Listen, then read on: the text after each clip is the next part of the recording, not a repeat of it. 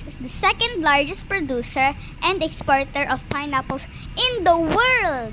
Although the main pineapple plantations are found in the southern part of the country, Tagaytay is one of the main pineapple suppliers.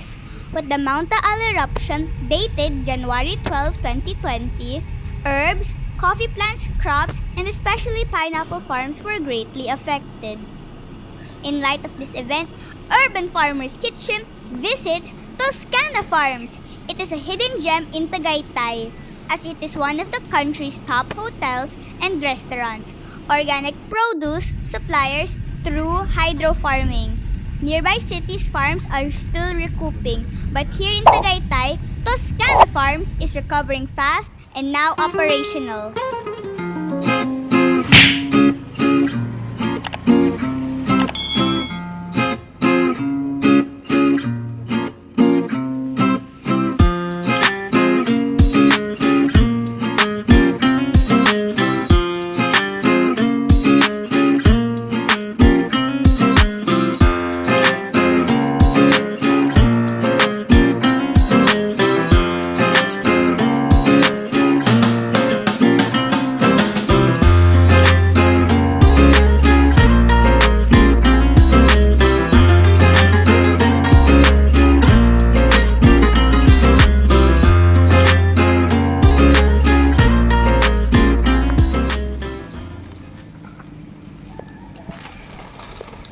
Hi po, my name is Sid and we're now here at Toscana Farms in Tagaytay.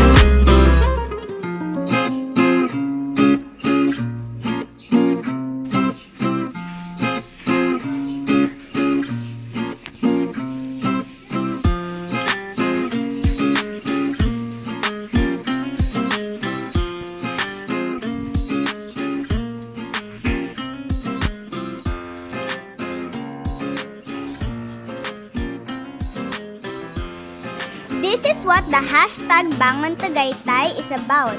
See Tagaytay thrive again. Visit Toscana Farms. Visit Tagaytay!